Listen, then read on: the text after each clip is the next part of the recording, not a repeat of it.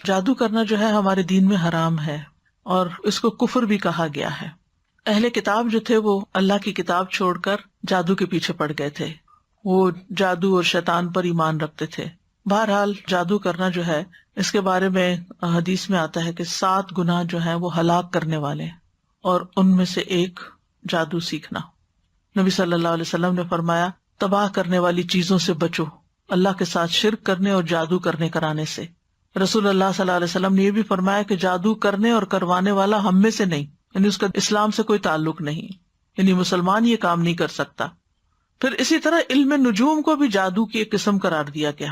رسول اللہ صلی اللہ علیہ وسلم نے فرمایا جس شخص نے علم نجوم میں سے کچھ حاصل کیا اس نے جادو کا ایک حصہ سیکھ لیا، جتنا زیادہ سیکھے گا اتنا ہی زیادہ جادو میں مبتلا ہوگا۔ تو اس سے یہ پتا چلتا ہے کہ اس میں ستاروں سے بھی کچھ مدد لی جاتی ہے، کچھ حساب کتاب رکھا جاتا ہے۔ رسول اللہ صلی اللہ علیہ وسلم نے فرمایا عادی شرابی، یعنی جو مرتے دم تک شراب نہ چھوڑے، جادو پر ایمان رکھنے والا، یعنی کرنے کرانے والا یا سیکھنے والا یا سکھانے والا، اور قطع رحمی کرنے والا جنت میں داخل نہ ہوگا۔ ہاں اگر لا الہ الا اللہ پڑھتا تو ہو سکتا ہے کہ پھر سزا بھگت کے جائے، اللہ رحم کر دے۔ اسلام میں جادو کرنے والی کی سزا کیا ہے کہ اس کو قتل کر دیا جائے، چھوڑا نہ جائے، تاکہ اس مرض کا خاتمہ کیا جائے، کیونکہ اگر وہ زندہ رات ہو سکتا خود نہ کرے کسی اور کو سکھا دے۔ اور جب لوگوں کو پتہ چلتا ہے نا کہ اس کا جادو چلتا ہے یا یہ جادو کرنے کا لوگ نہیں اس کو چھوڑتے، اور پھر وہ واپس پلٹ آتا ہے اسی چیز پر۔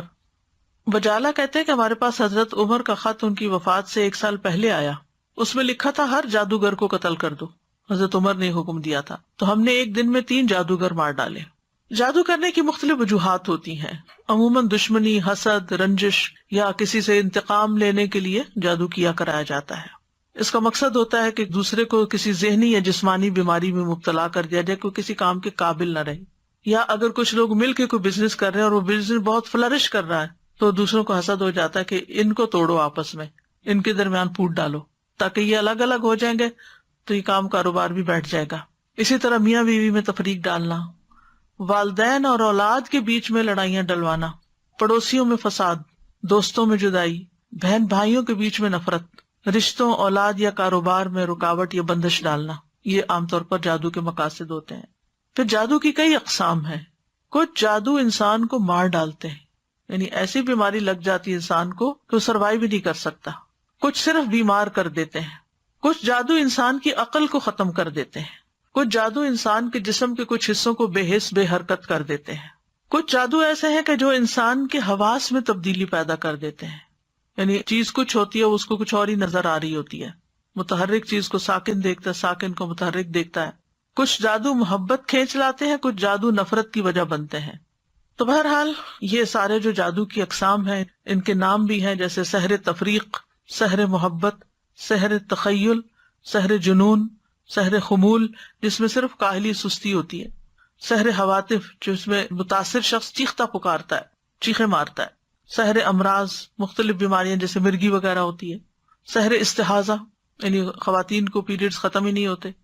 پھر جادو کی علامات بعض آہستہ آہستہ شروع ہوتی ہیں، بعض ایک دم اسٹرانگ آتی ہیں، جیسے سستی، گھبراہٹ، خاموشی، تنہائی کی عادت، کسی سے نہیں ملنا، کسی سے بات نہیں کرنی، ذہنی انتشار، حد سے زیادہ چڑچڑا پن، ذرا سی بات پہ بھڑک اٹھنا، کسی کام میں دل نہ لگنا، نماز روزہ عبادت چھوڑ دینا، بغیر کسی بیماری اور وجہ کے سر چکرانا، ڈراؤنے خواب آنا، خواب میں بھی رونا، چیخنا، چلانا، خون کے چھینٹے اور کپڑوں کو کٹا ہوا پانا، خامد بیوی کے درمیان آپس میں کوئی کشش محسوس نہ کرنا، بغیر کسی وجہ کے رشتہ داروں کا آپس کے معاملات میں بگاڑ ہو جانا، یعنی ایک دوسرے سے ملنا جلنا چھوڑ دینا۔ تو یہ اس کی ظاہری علامات ہوتی ہیں۔ اب یہ ہے کہ اس شر سے بچنے کے لیے کیا کرنا چاہیے، کیونکہ جن اور انسان دونوں ہی انسان کے دشمن ہو سکتے ہیں۔ سب سے پہلی بات یہ ہے کہ انسان اللہ کے ساتھ اپنا تعلق مضبوط کرے، اللہ پر بھروسہ کرے، اور دل میں یہ خیال نہ لائے اور یہ وہم نہ لائے کہ مجھ پر کوئی جادو کر دے گا، بلکہ اللہ پہ توکل کرے، اللہ کی پناہ لے۔ حدیث میں آتا ہے کہ اللہ تعالیٰ فرماتا ہے میرا بندہ اگر مجھ سے مانگتا ہے تو میں اسے دیتا ہوں، جو محبوب بندہ ہوتا ہے۔ اگر وہ کسی سے میری پناہ مانگتا ہے تو میں اس کو پناہ دے دیتا ہوں۔ پھر اللہ تعالیٰ کے احکامات کی حفاظت، حدیث میں آتا ہے احفظ اللہ یحفظک، تم اللہ کے احکام کی حفاظت کرو، اللہ تمہاری حفاظت کرے گا۔ نمازوں کی حفاظت، یعنی جو نمازوں کی حفاظت کرتا ہے وہ اللہ کے ذمے میں ہوتا ہے، اللہ کی حفاظت میں ہوتا ہے۔ خصوصاً نماز فجر کی حفاظت. اسی طرح اشراق کا پڑھنا. رسول اللہ صلی اللہ علیہ وسلم نے فرمایا، اللہ عز و جل فرماتا ہے، اے ابن آدم تو دن کے پہلے حصے میں میرے لیے 4 رکعتیں پڑھ لیا کر، میں اس دن کے آخری حصے تک تیری کفایت کروں گا. پھر طہارت کا خیال رکھنا. یاد رکھیے یہ جنات اور یہ شر اور شیاطین اور یہ جادو کے اثرات ان لوگوں پر زیادہ ہوتے ہیں جو پاک صاف نہیں رہتے، اپنے ڈرٹی بالوں کو صاف نہیں کرتے، اپنے استنجا کا صحیح اہتمام نہیں کرتے، یا نہاتے نہیں ہیں، یا صاف کپڑے نہیں پہنتے، یا اندھیرے میں رہنا پسند کرتے ہیں، یا سیاہ رنگ ان کو بہت پسند ہوتا ہے کیونکہ سیاہ رنگ کے اوپر شیاطین زیادہ آسانی سے کام کر لیتے ہیں. پہلے بھی حدیث میں نے آپ کو سنائی تھی کہ جب انسان سو کر اٹھے تو اپنے ناک کو خوب جھاڑے، کیونکہ شیطان جو ہے ناک کے بانسے پر رات گزارتے ہیں. تو صبح شام کے اذکار کی پابندی کریں. سونے جاگنے کے اذکار کی پابندی وہ بھی حفاظت کے لیے بہت ضروری ہے. بیت الخلاء میں جاتے ہوئے دعا پڑھیں. ہر کام سے پہلے بسم اللہ پڑھیں، کیونکہ جس کام میں بسم اللہ ہو جاتی ہے تو شیطان وہاں سے نکلتا جاتا ہے، وہ اس میں داخل نہیں ہو سکتا، شامل نہیں ہو سکتا. جیسے انسان اپنے گھر میں داخل ہوتا ہے تو بسم اللہ پڑھ کے دروازہ کھولے، کھانا کھانے لگتا ہے تو بسم اللہ پڑھ کر کھائے. اور اسی طرح لائٹ آف کر رہا ہے، لائٹ آن کر رہا ہے، کوئی چیز اٹھا رہا ہے، رکھ رہا ہے، تو بسم اللہ کو تکیہ کلام بنا لینا چاہیے ایک طرح سے لباس اتارتے وقت. اور پھر اسی طرح دائیں ہاتھ سے کھانا اور پینا چاہیے، کیونکہ شیطان بائیں ہاتھ سے کھاتا ہے. تو اگر بائیں ہاتھ سے آپ کھاتے ہیں تو شیطان بیچ میں شریک ہو جاتا ہے اور اس کو اپنا عمل کرنے کا موقع مل جاتا ہے. پھر مغرب کے وقت بچوں کو خاص طور پہ گھر سے باہر نہیں نکالنا چاہیے، کیونکہ مغرب کے قریب شیطان جنات جو ہیں وہ زمین پر پھیل جاتے ہیں اور اچکتے پھرتے ہیں. اب اس کا علاج کیسے کرنا چاہیے؟ سب سے پہلے یہ ہے کہ انسان قرآن سے علاج کرے. قرآن شفا ہے، نافع علاج ہے. قل هو للذین آمنوا ھدی وشفاء، کہہ دیجئے یہ ان لوگوں کے لیے جو ایمان لائے ہدایت اور شفا ہے. وَنُنَزِّلُ مِنَ الْقُرْآنِ مَا هُوَ شِفَاءٌ وَرَحْمَةٌ لِّلْمُؤْمِنِينَ وَلَا يَزِيدُ الظَّالِمِينَ إِلَّا خَسَارًا. ہم قرآن میں جو کچھ نازل کرتے ہیں وہ مومنوں کے لیے تو شفا اور رحمت ہے، مگر ظالموں کے خسارے میں ہی اضافہ ہوتا ہے. حضرت عائشہ سے مروی ہے کہ رسول اللہ صلی اللہ علیہ وسلم ایک مرتبہ ان کے پاس تشریف لائے تو دیکھا ایک عورت حضرت عائشہ کا علاج کر رہی ہے، بیمار جو تھی یا ان کو دم کر رہی ہے. تو آپ نے فرمایا کتاب اللہ کے ساتھ اس کا علاج کرو. آپ کو معلوم ہے کہ اس زمانے میں مدینہ میں کوئی حکیم، کوئی ڈاکٹر کچھ بھی نہیں تھا، وہ لوگ عام طور پہ بیمار نہیں ہوتے تھے. تو ایک حکیم کو پتا چلا کہ اس علاقے میں کوئی حکیم نہیں، تو وہ آ گیا کہ میں یہاں رہ کر لوگوں کا علاج کروں گا. 6 مہینے گزر گئے، اس کے پاس کوئی بھی نہیں آیا کہ کوئی بیمار نہیں پڑا. تو آخر اس نے راز پوچھا کہ کیا وجہ ہے. اس نے کہا کہ اس وقت تک ہم نہیں کھاتے جب تک بھوک نہیں لگتی، اور جب بھی بھوک باقی ہوتی ہے تو کھانا چھوڑ دیتے ہیں. بہرحال اگر چھوٹی موٹی کوئی تکلیف ہوتی بھی تھی تو دم وغیرہ کر لیتے تھے لوگ، قرآن پڑھ لیتے تھے، مسنون دعائیں ہیں وہ پڑھ لیا کرتے تھے، علاج ہو جاتا تھا. تو آپ صلی اللہ علیہ وسلم نے فرمایا کہ کتاب اللہ کے ساتھ اس کا علاج کرو، یعنی قرآن میں سے پڑھ کر اس پہ دم کرو. اسی طرح کچھ غذائیں ایسی ہیں کہ جو علاج ہیں، جیسے کلونجی. آپ نے فرمایا کلونجی کے دانوں میں موت کے علاوہ ہر بیماری کا علاج ہے، یعنی اس تیل پر دم کر کے انسان مریض کے متاثرہ حصے جو ہیں ان پر لگا سکتا ہے، مساج کر سکتا ہے. اور کلونجی کے دانوں پہ دم کر کے وہ پھر مریض کو کھلانا بھی چاہیے. اسی طرح شہد، یعنی صبح شام 1 چمچ شہد جو ہے اگر انسان کھائے نہار منہ، اور پھر اس کے بعد کچھ نہ کھائے کم از کم آدھا گھنٹہ، تو اس سے بھی جسم کے اندر سے زہریلے مادے نکلتے ہیں. قرآن میں آتا ہے یخرج من بطونها شراب مختلف الوانہ فیہ شفاء للناس. یہ اللہ تعالیٰ کا حکم ہے کہ شہد میں شفا ہے، خالص ہونا چاہیے. ٹھیک ہے، آپ صلی اللہ علیہ وسلم نے فرمایا شفا 3 چیزوں میں، پچھنا لگوانے میں، شہد پینے میں، اور آگ سے داغنے میں. اور میں اپنی امت کو آگ سے داغنے سے منع کرتا ہوں. تو اب شہد چاہے را پی لیں یا اس کو پانی میں ملا کے پی لیں، تو اس پہ بھی آپ دم کر کے رکھ سکتے ہیں اور اس کو بھی استعمال کر سکتے ہیں. آپ صلی اللہ علیہ وسلم نے فرمایا شفا تو صرف 2 چیزوں میں ہے، شہد لوگوں کے لیے شفا ہے اور قرآن دلوں کی شفا ہے. پھر آب زمزم جس مقصد کے لیے اس کو پیا جائے تو اس سے شفا ہوتی ہے.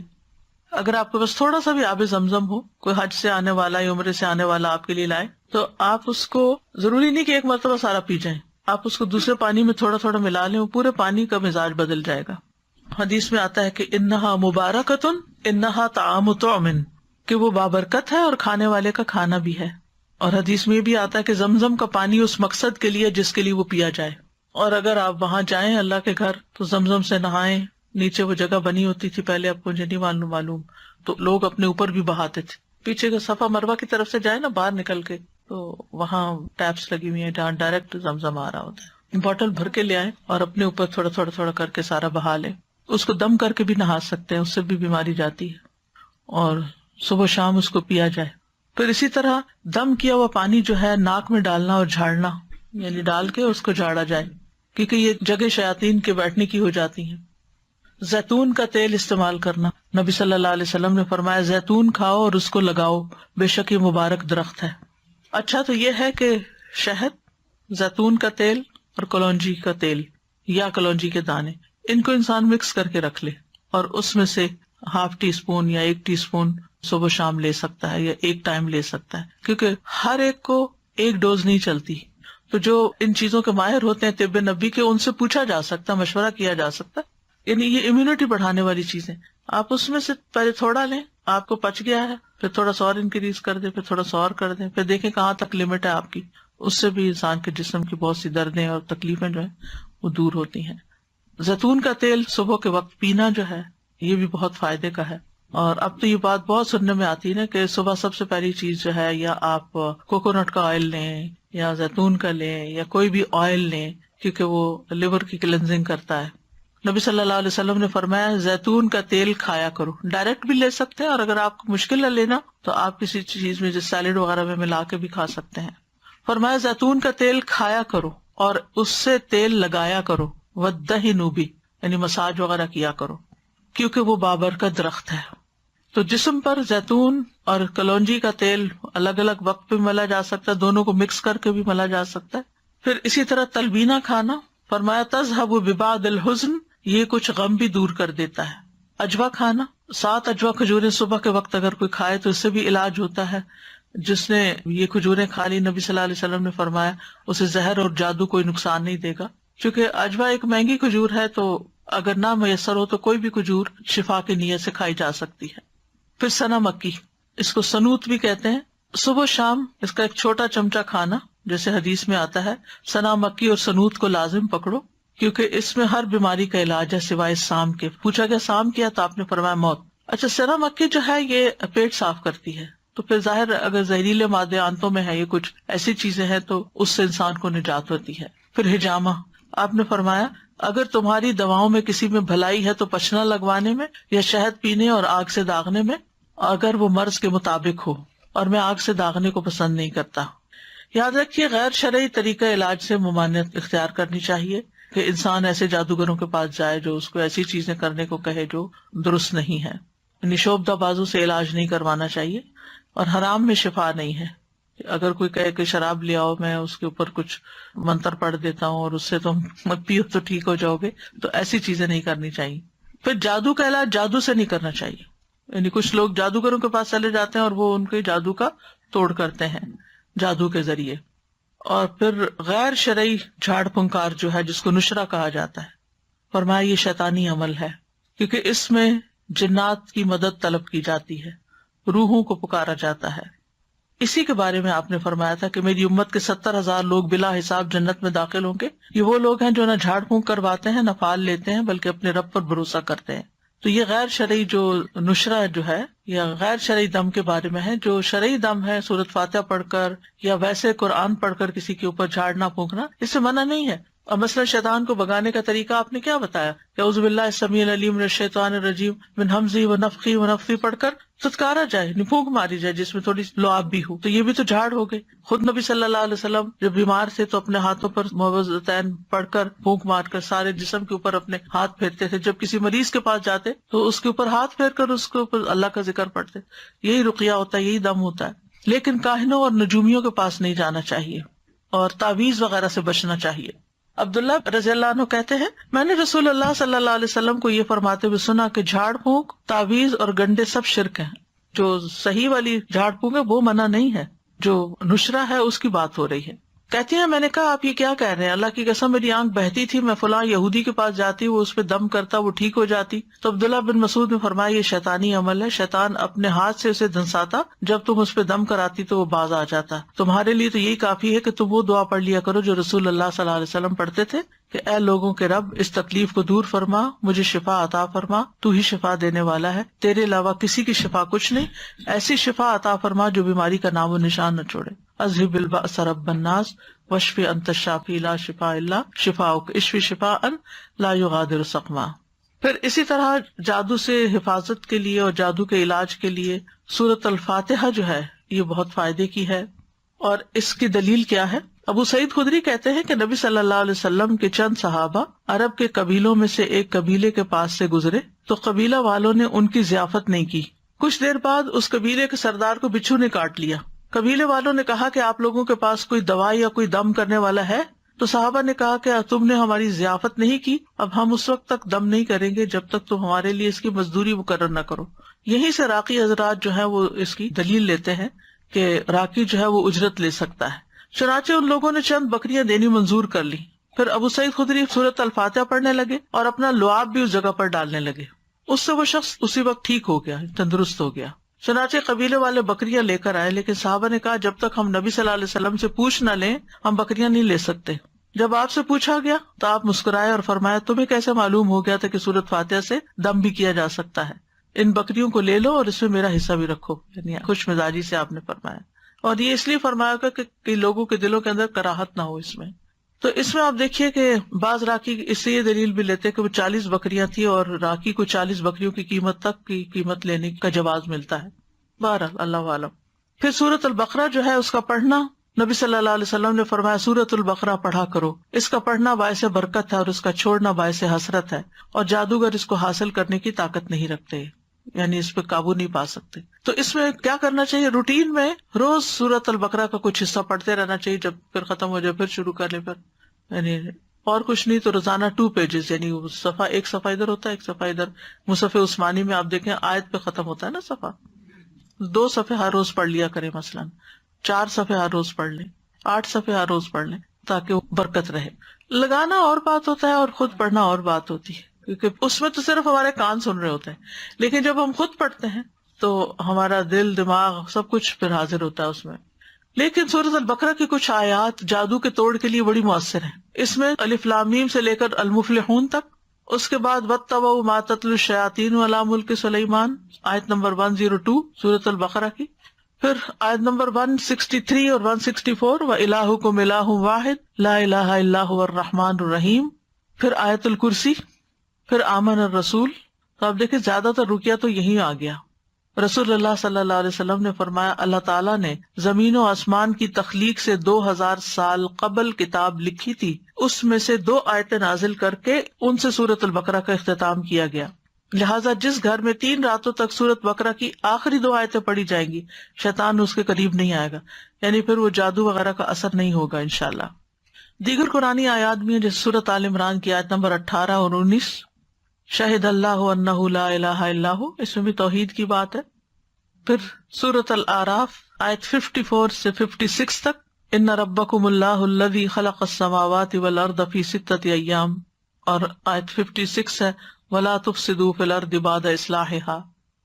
پھر سورۃ الاعراف کی آیت نمبر 117 سے لے کر 122 تک، وَأَوْحَيْنَا إِلَىٰ مُوسَىٰ أَنْ أَلْقِ عَصَاكَ فَإِذَا هِيَ تَلْقَفُ مَا يَأْفِكُونَ، جو آج لیکچر کے شروع میں آیات آپ نے سنی 117 سے 122 تک۔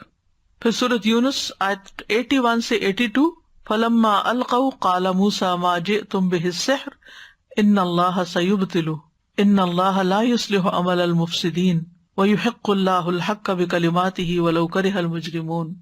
پھر سورۃ طٰہٰ کی آیت وَأَلْقِ مَا فِي يَمِينِكَ تَلْقَفْ مَا صَنَعُوا إِنَّمَا صَنَعُوا كَيْدُ سَاحِرٍ وَلَا يُفْلِحُ السَّاحِرُ حَيْثُ أَتَىٰ۔ پھر سورۃ المؤمنون کی آیت ہے أَفَحَسِبْتُمْ أَنَّمَا خَلَقْنَاكُمْ عَبَثًا وَأَنَّكُمْ إِلَيْنَا لَا تُرْجَعُونَ فَتَعَالَى اللَّهُ الْمَلِكُ الْحَقُّ لَا إِلَٰهَ إِلَّا هُوَ رَبُّ الْعَرْشِ الْكَرِيمِ۔ یہ آگے بھی ہے أَنْتَ خَيْرُ الرَّاحِمِينَ تک۔ المؤمنون کی آیت نمبر 115 سے لے کر 118 تک، 115 سے 118، یہ سورۃ المؤمنون ہے۔ اور سورۃ طٰہٰ کی آیت نمبر ہے 69 69، اور یونس کی ہے 81 اور 82۔ پھر سورۃ صافات پہلی 10 آیتیں، پھر سورۃ الاحقاف 29 سے 33 تک، پھر سورۃ الرحمن 33 سے 36 تک، پھر سورۃ الحشر 21 سے 24 تک، یعنی آخری آیتیں جو ہے نا، لو انزلنا ھذا القرآن علی جبل. پھر اس کے بعد سورۃ التغابن آیت 14 سے 16 تک، پھر ہے سورۃ الجن آیت نمبر 1 سے 9 تک، پھر معوذات قل هو اللہ احد، قل اعوذ برب الفلق، قل اعوذ برب الناس، پھر کچھ مسنون دعائیں بھی ہیں. شہد کے بارے میں پوچھنا چاہ رہی تھی کہ اب آج کل تو جیسے مطلب شہد کی مکھیوں کو بھی وہ اس طرح سے نہیں ہوتا کہ شہد مکھی جا کے پھول سے جا کر لے، وہ رکھ دیتے ہیں کنسنٹریٹڈ سیرپ جس سے پھر وہ شہد بناتی ہیں، تو کیا وہ بھی اس میں آئے گا؟ اگر بالکل نہ ملے اصلی شہد تو پھر وہ بھی لے سکتے ہیں، کیونکہ بہرحال شہد کی مکھی اسے پروسیس کرتی ہے، اس شوگر کو، تو اس کی کیفیت بدل جاتی ہے. آپ نے کہا تھا کہ یہ جب جادو کرتے ہیں نا تو یہ روحوں کو بھی بلاتے ہیں، رائٹ؟ جن وغیرہ جو ہوتے ہیں، ناٹ انسانوں کی مری ہوئی روح ہیں، وہ نہیں. سازا ایک سوال پوچھنا تھا کہ اگر کسی کے اوپر جیسے جادو کا اثر ہو لیکن اس کو نہیں اندازہ کہ اس کے اوپر اثر ہے، اس کو اس کے اثرات محسوس ہو رہے ہیں، کوئی بیماری میں مبتلا ہو گیا، کسی پریشانی میں، اب وہ اس پریشانی کو دور کرنے کے لیے ذکر اذکار، نماز، روزہ جو بھی اپنے طور سے کر رہا ہے، تو کیا ضروری ہے کہ وہ علاج کا سوچ کے ہی جادو کا علاج کیا جائے، یا وہ اپنے جو نارمل اپنے یعنی ذکر اذکار میں بھی اضافہ کر دیتا ہے تو اس سے بھی اس کا علاج توڑ ہو سکتا ہے؟ اس سے بھی توڑ ہو سکتا ہے، ضروری نہیں کہ وہ یہ سوچ کے کرے کہ مجھ پہ جادو ہوا ہوا تو میں جادو کا توڑ کر رہا ہوں. اگر ویسے بھی کیونکہ کبھی کبھی ذہن نہیں جاتا آپ کا کہ کوئی جادو کا اثر ہوگا، بٹ آپ کو اثرات محسوس ہو رہے ہوتے ہیں اس کے. لیکن جب آپ وہ قرآن وغیرہ پڑھتے ہیں، جو بھی ایک میں ابھی انشاءاللہ اینڈ پہ بتانا چاہ رہی تھی، ابھی بتا دیتی ہوں، اس سے جو کہ آپ نے پوچھ ہی لیا، کہ رقیہ بھی کئی قسم کا ہے. طویل رقیہ بھی ہے جو گھنٹہ بھر کا رقیہ ہے، اور مختصر بھی ہے جس میں وہ میں کارڈ لانا بھول گئی تھی، سبز رنگ کا کارڈ ہے، شفا کی آیات، اس کے آگے یہ دعائیں بھی ہیں جو ابھی میں بولنے والی ہوں، اور آیات بھی. آیات میں کیا سورۃ الفاتحہ ہے، البقرہ کا پہلا یعنی المفلحون تک ہے، پھر آیت الکرسی ہے، آمن الرسول ہے، معوذات ہے، قل هو اللہ، اور وہ یہ بھی اتنا مؤثر ہے کہ اگر آپ کو کوئی شک ہے اس طرح کا، یا کوئی دوائی وغیرہ اثر نہیں کر رہی، یا آپ تھکے تھکے محسوس کرتے ہیں، تو آپ اپنے ہی ہاتھ پر پڑھ کے سورۃ فاتحہ اس طرح کر کے اپنے پورے جسم پر پھیر کے اپنے آپ کو جھاڑیں، پھر اس کے بعد سورۃ البقرہ کا پہلا رکوع پڑھ کے پھر جھاڑیں، پھر اسی طرح یعنی ہر جو آیت ہے سورۃ البقرہ ہی کے، اور پھر معوذات ہر دفعہ پڑھ کے جھاڑیں. آپ یقین کریں اگر آپ نے کیا نا تو آپ پہلے سے لازم بہتر محسوس کریں گے. ایک دفعہ آپ کا اپنا ہاتھ ہی پھر گیا نا تو اسے ایک تو جسم کی سرکولیشن بھی ہو جاتی ہے، دوسرا جب آپ اس کو جھاڑتے ہیں اس طرح کر کے تو آپ کو یوں لگتا ہے جس سے آپ سے کوئی چیز، کوئی نیگیٹو انرجی گئی ہے، اور آپ کو بہت اچھا فیل ہوتا ہے. یہ تو کبھی کبھار ایسا کر ہی لینا چاہیے، لیکن بعض اوقات یہ ہوتا ہے کہ آپ کی اتنی اسپرٹس لو ہیں کہ کچھ لوگ پڑھ ہی نہیں سکتے، یا کچھ لوگ پڑھتے ہیں بس وہ بے یقینی کے ساتھ پڑھتے ہیں، آدھا دل سے پڑھا آدھا نہیں پڑھا. تو آپ دیکھیں جب ہم بیمار بھی ہوتے ہیں نا تو سب سے پہلے کیا کرتے ہیں، ہم ٹوٹکے کرتے ہیں، گھر میں کرتے ہیں نا، چائے پی، لونگ والی چائے پی لو، ادرک والی چائے پی لو، ٹیبلٹ کھا لو، پین کلر لے لو، سوپ لے لو، یخنی پی لو، وغیرہ وغیرہ، یہ کام کرتے ہیں. اور جب نہیں کام چلتا پھر کیا کرتے ہیں، پھر ڈاکٹر کے پاس جاتے ہیں. تو بعض اوقات ڈاکٹر وہی چیز آپ کو بتا رہا ہوتا ہے جو آپ خود بھی کر رہے تھے. کس چیز کا فرق پڑتا ہے، پہلے آپ یقین سے نہیں کر رہے تھے، پہلے آپ بس تکے بازی کر رہے تھے نا کہ شاید اس سے ہو جائے، شاید، لیکن اب کیا ہے، ڈاکٹر نے بتایا اب تو یہ فائدہ دے گا ہی مجھے، یعنی ایک اور طرح کی فیلنگ آتی ہے. اسی طرح ایک بات آپ کسی ایک عام انسان کے منہ سے سنتے ہیں تو آپ پر اثر نہیں ہوتا، وہی بات ایک اسکالر یقین کے ساتھ کہتا ہے تو آپ اس کو پکڑ لیتے ہیں. یعنی کہنے والے کے کہنے سے بھی بڑا فرق پڑتا ہے، ڈائریکشن مل جاتی ہے ایک. اور پھر یاد رکھیے اس میں انسان کی نفسیات انوالوڈ ہے، انسان کی سوچ کا بڑا عمل دخل ہے، انسان کی جو کیفیات ہیں ان کا بڑا عمل دخل ہے. آپ نے دیکھا ہوگا کہ کچھ لوگوں کے پاس آپ تھوڑی دیر بیٹھ جائے تو آپ ایک فریش فیل کرنے لگتے ہیں. اب مثال کے طور پر جو سائیکاٹرسٹ ہوتے ہیں وہ باتیں ہی تو کرتے ہیں، تو آپ باتوں سے کیوں ٹھیک ہو جاتے ہیں؟ کیونکہ وہ ایسی باتیں کرتے ہیں کہ جو ایک سینس بناتی ہیں، پھر آپ کے اپنے جو کنفیوژن وہ دور ہونے لگتے ہیں، آپ اپنے آپ کو انالائز کرنے لگتے ہیں، پھر آپ اتنا بڑا پہاڑ جو بنایا ہوا ہوتا ہے وہ بالکل چھوٹا سا بنایا جاتا ہے کہ ہاں یہ تو کچھ بھی نہیں تھا، میں نے کیوں اس کو اتنا ہوا بنایا ہوا تھا، میں اس چیز سے کیوں ڈر رہی تھی. تو بعض اوقات انسان جو چیز سوچتا رہتا ہے نا وہی ہونے بھی لگتی ہے. اللہ جانتا ہے اس کے پیچھے کیا حکمت ہے. جب ہم ایک بات سوچے جاتے تو وہ چیزیں. آج ہی میں سن رہی تھی کسی کا کہ کسی نے کہا کہ یہ بات ریسرچ بیسڈ ہے، یعنی صرف ایسی نہیں ہے. وہ کہتے ہیں کہ جو لوگ تیز گاڑی چلاتے ہیں ان کے ایکسیڈنٹس کم ہوتے ہیں بنسبت ان لوگوں کے جو ڈرے رہتے ہیں اور کہتے ہیں کہیں میں ایکسیڈنٹ نہ کر دوں. وہ زیادہ ایکسیڈنٹ کرتے ہیں، کانفیڈینس نہیں ہوتا. تو یہ جو یقین ہے نا، یہ بڑی دولت ہے. جو کانفیڈینس ہے یہ بڑی دولت ہے. کسی انسان پر آپ کا اعتماد ہو تو اس کی چھوٹی سی بات بھی آپ کو لگ جاتی ہے، اور اگر کسی پر نہیں تو وہ بڑی بڑی بات بھی آپ کو سمجھائے تو آپ کہتے ہیں بس یہ تو باتیں ہی کرتا ہے، اس کی کیا بات ہے. یقین نہیں آتا آپ کو اس پر. اب دیکھیے ہمارا دین تو بنیاد ہی ایمان پر ہے. اللہ پر ایمان لاؤ، رسول پر ایمان لاؤ. رسول پر ایمان لاتے ہیں تو ان کی ہر بات کو ہم سنت سمجھ کے، ثواب سمجھ کے، ریچول سمجھ کے کرنا شروع کر دیتے ہیں، اور بعد میں ہمیں پتا چلتا ہے اس کا تو یہ اور یہ فائدہ تھا، اور ہم پہلے سے ہی کر رہے ہوتے ہیں. اس علاج میں یہ بات ضرور ذہن میں رکھیے، یقین کی بات. تو چند مسنون دعائیں ہیں، میں یہ بتا دوں ایک دفعہ. اور یہ جو کارڈ میں آپ کو بتا رہی تھی آیات شفا کا، یہ ایکچولی میں نے خود بہت چیزیں دیکھ دیکھ کے پھر اس نظریے کے ساتھ اس کو میں نے بنوایا تھا کہ دیکھنے میں بھی چھوٹا، اٹھانے میں بھی، بیگ میں بھی رکھ سکیں، اور مختصر ہو اور اوتھینٹک ہو. تو اس میں یہ جو میں اس وقت آپ کو بتا رہی ہوں وہی دعائیں ہیں. اگر آپ اپنی نماز کی جگہ پہ رکھ لیں، یا کہیں بھی جہاں آپ کی نظر پڑتی ہو، یا کوئی بیمار ہو اس پہ جا کے پڑھ کے اس پہ دم بھی کر سکتے ہیں، یا اس کو دے سکتے ہیں، وہ اپنے لیے خود بھی پڑھ سکتا ہے. اسی طرح یہ کتاب ہے جادو، حقیقت اور علاج. اس میں کافی ڈیٹیل ہے. اگر انسان حقیقت معلوم کر لے تو پھر خوف زیادہ نہ ہو، اس سے نکل آئے، اور یہ یقین رکھے کہ میں ٹھیک ہو جاؤں گا. یعنی جب بیمار کو یہ ہوتا کہ میں نے ٹھیک کوئی نہیں ہونا. جیسے وہ ایک بوڑھے کے بخار ہو گیا تھا تو آپ نے اس کو جب سمجھایا تو اس نے کہا کہ نہیں یہ تو مجھے قبر میں اتار کے ہی چھوڑے گا، تو آپ نے کہا پھر ٹھیک ہے. تو سوچ سے بھی بہت تعلق ہوتا ہے چیزوں، پازیٹیو سوچیں ہمیشہ. ایک اور دعا، اعوذ بکلمات اللہ التامات التی لا یجاوزہن بر ولا فاجر من شر ما خلق وذرأ وبرأ ومن شر ما ينزل من السماء ومن شر ما يعرج فيها ومن شر ما ذرأ في الأرض ومن شر ما يخرج منها ومن شر فتن الليل والنهار ومن شر كل طارق إلا طارق يطرق بخير يا رحمن.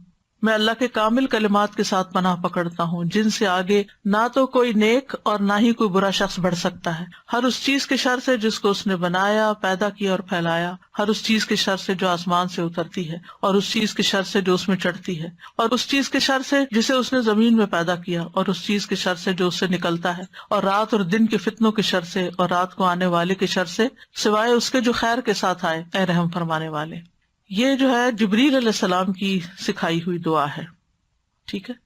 ابو تیاح کہتے ہیں ایک آدمی نے عبد الرحمن بن خنبش سے پوچھا کہ رسول اللہ صلی اللہ علیہ وسلم نے اس وقت کیا کیا جب ان کے پاس شیاطین آئے. انہوں نے کہا شیاطین مختلف وادیوں گھاٹیوں سے اتر کر آپ کے پاس آئے، اور ان میں سے ایک شیطان کے ساتھ آگ کا شعلہ تھا جس کا ارادہ یہ تھا کہ وہ رسول اللہ صلی اللہ علیہ وسلم کو جلا دے. یعنی اتنے ڈھیروں ڈھیر آ گئے، لیکن وہ مروب ہو گیا، خود ہی پیچھے ہٹنے لگا. اتنی دیر میں جبریل آپ کے پاس آئے اور کہنے لگے اے محمد کہیے. آپ نے پوچھا کیا کہوں؟ انہوں نے کہا آپ کہیے یہ دعا، یہ پڑھیے. یعنی اگر ڈھیروں شیطان بھی آپ کے پیچھے لگ جائیں تو اس دعا سے بھاگ جائیں گے انشاءاللہ. اور اس میں پناہ لی گئی ہے اللہ کے سارے کلمات سے، سب کتابوں یعنی قرآن اور اس کے علاوہ بھی جو کچھ ہے. اور پھر ہر چیز کے شر سے، جو اوپر سے آئے، جو نیچے سے جائے، رات کا شر، دن کا، ہر قسم کا شر، اور ہر طرح کے فتنے اور ہر طرح کے حادثے جو رات کو آئیں یا دن کو آئیں. تو یہ دعا بہت فائدے کی ہے، صبح شام کی دعاؤں میں آپ شامل کر سکتے ہیں.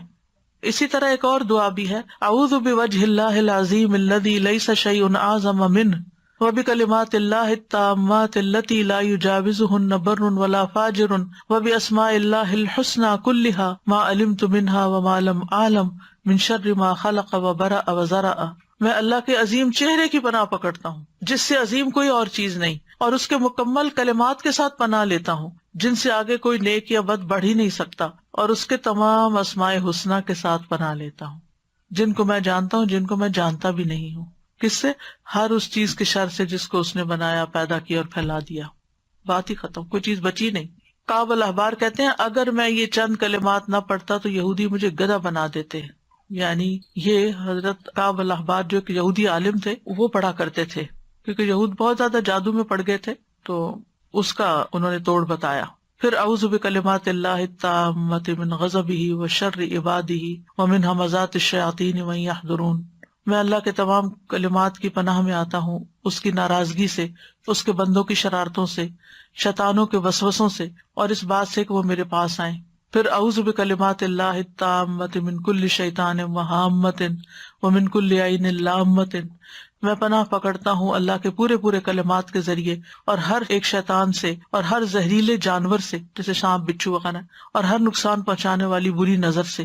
پھر 3 دفعہ شام کے وقت اعوذ بکلمات اللہ التامات من شر ما خلق اور بسم اللہ الذی لا یضر مع اسمہ شیء فی الارض ولا فی السماء وہو السمیع العلیم. پھر اسی طرح اگر آپ دوسرے کو دم کر رہے ہیں تو اللہم رب الناس مذہب البأس اشفی انت الشافی لا شفاء الا شفاء الا انت شفاء لا یغادر سقما، یہ صحیح بخاری کی روایت ہے. پھر اذہب البأس رب الناس انت الطبیب وانت الشافی، اے اللہ جو لوگوں کا رب ہے تکلیف دور کر دے، تو ہی طبیب، تو ہی شفا دینے والا ہے. امسح البأس رب الناس بیدک الشفاء لا کاشف لہ الا انت، اے لوگوں کے رب اس تکلیف کو دور کر دے، شفا تیرے ہاتھ میں ہے، تیرے علاوہ کہیں اور سے شفا نہیں مل سکتی. پورا یقین و توکل اور بھروسہ اللہ پہ. بسم اللہ ارقیک من کل شیء یؤذیک من شر کل نفس او عین حاسد اللہ یشفیک بسم اللہ ارقیک، میں اللہ کا نام لے کر آپ پر دم کرتا ہوں ہر اس چیز سے جو آپ کو تکلیف پہنچائے، ہر نفس کے شر سے اور نظر بد سے، اللہ آپ کو شفا عطا فرمائے. میں اللہ کا نام لے کر آپ پہ دم کرتا ہوں. بسم اللہ یبریک ومن کل داء یشفیک ومن شر حاسد اذا حسد وشر کل ذی عین، اللہ کے نام کے ساتھ وہ آپ کو صحت دے اور ہر بیماری سے شفا دے، اور حاسد کے شر سے جب وہ حسد کرے، اور ہر بری نظر والے کے شر سے محفوظ رکھے. اور اسأل اللہ العظیم رب العرش العظیم ان یشفیک 7 دفعہ پھر پڑھے. میں اللہ عظمت والے سے دعا کرتا ہوں جو عرش عظیم کا رب ہے کہ وہ تمہیں شفا دے دے. تو یہ ہے علاج، آپ خود بھی کریں، اگر نہیں کام چلتا تو پھر کسی ماہر راقی سے بھی کروا سکتے ہیں علاج، لیکن توڑ اللہ کے کلام میں ہی ہے جو کہ جائز بھی ہے اور فائدہ مند بھی ہے، کیونکہ غلط طریقوں سے جادو کا توڑ جادو سے کرانا جو ہے یہ منع ہے. اور بعض اوقات وہ جنات کو اس طرح مدد کے لیے پکارتے ہیں کہ جس میں شرک کا پہلو بھی آ جاتا ہے. اچھا ایک بات یہ کہ جب آپ علاج کرا رہے ہو نا تو کسی سے ذکر بھی نہ کریں، کیونکہ شیاطین پھر اور ہوشیار ہو جاتے ہیں اور مزید اٹیک شروع کر دیتے ہیں بعض اوقات. سادہ جی میں ایک کوشچن بس پوچھ رہی تھی کہ نظر بد اور جادو سیم تھنگ ہے یا ڈفرینٹ ہے؟ نظر بد جادو الگ ہے، نظر بد الگ ہے، علاج ایک ہی ہے تقریباً. السلام علیکم استاذ. جی وعلیکم السلام. میں تھوڑا سا لمبی بات کروں گی، ہو سکتا ہو جائے، لیکن یہ کہ یقین کے لیے سب کو میں آج ہی کا تازہ اپنا واقعہ سنانا چاہتی ہوں. جی سنائیے.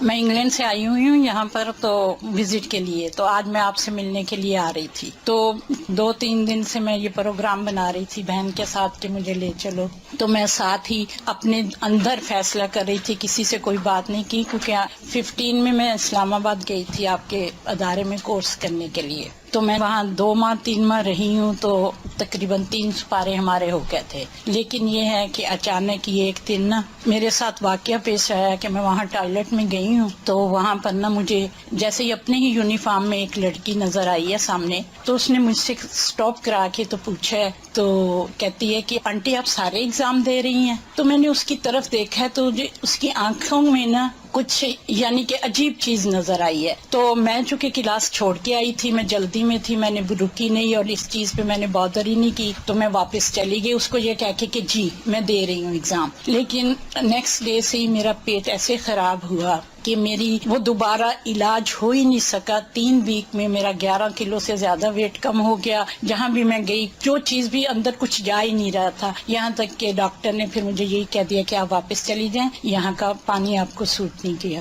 میں اور میری بیٹی دونوں ہم تھے وہاں پر. تو بہت دکھ تھا میری بیٹی کو بھی چھوڑ کے آنے کا، مجھے بھی، کہ بہت کوششوں کے بعد میں گئی تھی وہاں یہ کرنے. بہرحال میں واپس آ گئی. مختصر یہاں آ کے ہی بیٹی نے تو اللہ کا شکر ہے کہ کر لیا، آن لائن کر لیا، تو اس کا کمپلیٹ ہو گیا، میں نہیں کر سکی. پھر اس کے بعد چھوٹی موٹی یہ بقرہ وغیرہ اور عمران سورت کی میں نے کورس کیے، لیکن وہ میرا نہیں ہو سکا. میں نے اس چیز پہ کوئی توجہ نہیں دی تھی، لیکن کچھ عرصہ سے میں یہ فیل کر رہی ہوں کہ تب سے مجھے ایسے لگتا تھا کہ میرے برین پہ جیسے ایک ڈھکن بند کر دیا جاتا ہے، میں وہ میمورائز نہیں کر پا رہی قرآن جیسے میں پہلے کرتی تھی. تو میں نے نہیں کیا، لیکن یہ اب کچھ وہم سا کہہ لے، میں نے اس کو وہم ہی سمجھا، اور میں نے یعنی کہ نا یہ سوچنا شروع کیا کہ وہ کیا تھا. وہ مجھے ہر دفعہ پنچ کرتا تھا کہ وہ لڑکی، اس کی آنکھیں، وہ کیا تھا، وہ کون تھا. تو اب میں کچھ وہم میں آئی تو میں نے سوچا کہ میں آپ سے ذکر کروں گی اس چیز کا کہ شاید مجھے کچھ ایسا اثر ہے کہ اس کے علاج کا، لیکن نظر بھی ہو سکتی ہے کیونکہ جی۔ آپ کی ایج زیادہ تھی عام بچیوں سے، تو انہوں کو اچھا آپ پڑھ رہی ہیں، آپ کس پارے ہو رہے ہیں. اسی وجہ سے میں کیونکہ شور نہیں تھی تو لیکن یہ میں نے سوچا آپ سے ذکر کر کے آپ سے پوچھوں گی. لیکن آج صبح جب میں نماز کے بعد بیٹھی تو مجھے یہی آپ جو حدیث سنا رہی ہیں یاد آئی کہ وہ 70,000 جو کہ نہ جھاڑ پونچھ کرتے نہ کچھ. تو میں نے فیصلہ کیا کہ نہیں میں نہیں ذکر کروں گی، میں اللہ ہی سے وہ دعائیں کروں گی. جی سب سے پہلا کام یہی کرنا چاہیے کہ اللہ کی طرف رجوع کرنا چاہیے اور پھر اللہ تعالیٰ ہی گائیڈ کر دیتا ہے لیکن انسان. میں اب اللہ کا اتنا شکر کر رہی ہوں، اتنا شکر کر رہی ہوں کہ وہ کیسے دلوں کو جانتا ہے کہ مجھے آج نہیں پتا تھا کون سی کلاس ہے، مجھے نہیں پتا تھا یہاں کیا درس ہوگا کیا نہیں ہوگا، مجھے نہیں پتا تھا کہ میرا علاج ہی اللہ تعالیٰ آج مجھے دکھا دیں گے. میں اس کی شکر گزار ہوں. ہمارا کل کا ٹاپک جو ہے وہ نظر بد سے متعلق ہے، نظر بد کا علاج جو ہے. ٹھیک ہے، آج کے لیے اتنا ہی کافی ہے. وآخر دعوانا ان الحمد للہ رب العالمین. سبحانک اللہم وبحمدک، اشہد ان لا الہ الا انت، استغفرک واتوب الیک. السلام علیکم ورحمۃ اللہ وبرکاتہ.